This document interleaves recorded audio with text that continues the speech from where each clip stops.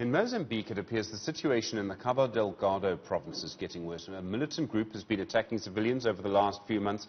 Last week, it emerged at least 20 young men had been killed while going through an initiation ceremony. They were attacked by these militant groups. Now it appears the conflict may also be having an impact on crime. Explosives are being smuggled across our border. Willem Els is a researcher at the Institute for Security Studies. Willem, good afternoon to you. Thank you for your time this afternoon. What kind of explosives are being smuggled across our border from Mozambique?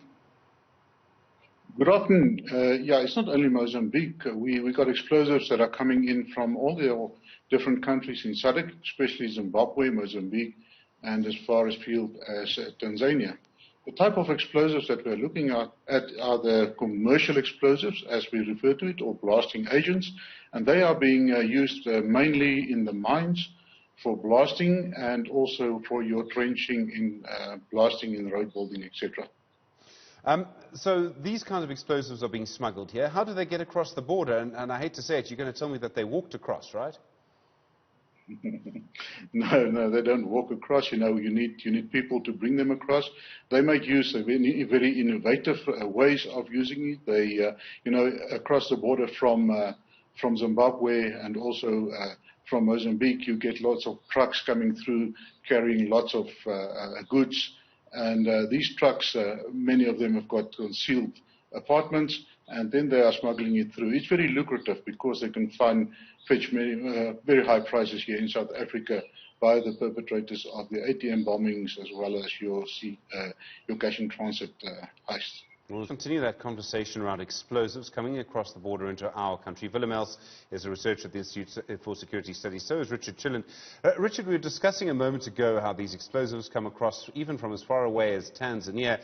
Do we know what impact they have on our crime rates here? I mean, if we were able to stop this flow of explosives, would it have a big impact on the number of ATM bombings and cash in transit heists? Definitely. I think the simple answer to your question would be definitely.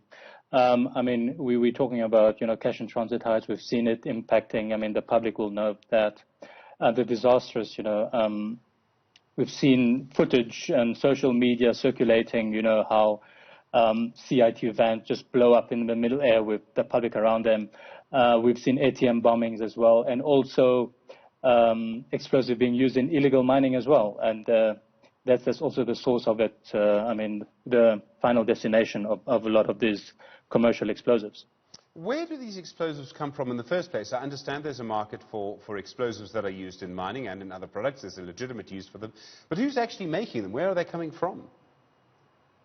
Well, these explosives are mostly commercial explosives, so they are being used in construction and mining industries, as far up as, we've seen it from Zambia, Tanzania, Zimbabwe especially, where it's taken and what do you call it, stolen and then sold on the black market and sold to the highest bidder, I assume, and this is where it's coming from mostly. And I think this is where we have to differentiate it. It's commercial explosives, so coming mainly from mining and construction industries.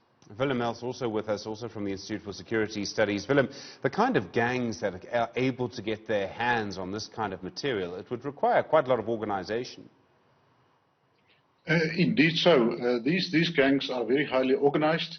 We saw some studies that they really operate in a very, very organized fashion, where they recruit specific people with specific expertise, and these people are then deployed or contracted for the specific job that they're going to do. For instance, your marksman, the guy that is a very good shot, he will be your marksman.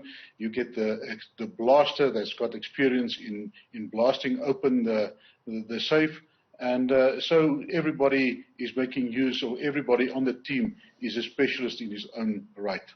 It's fascinating. There's so much more to talk about here. Willem Els and Richard Chillend, both from the Institute for Security Studies. I do appreciate the time. Thank you.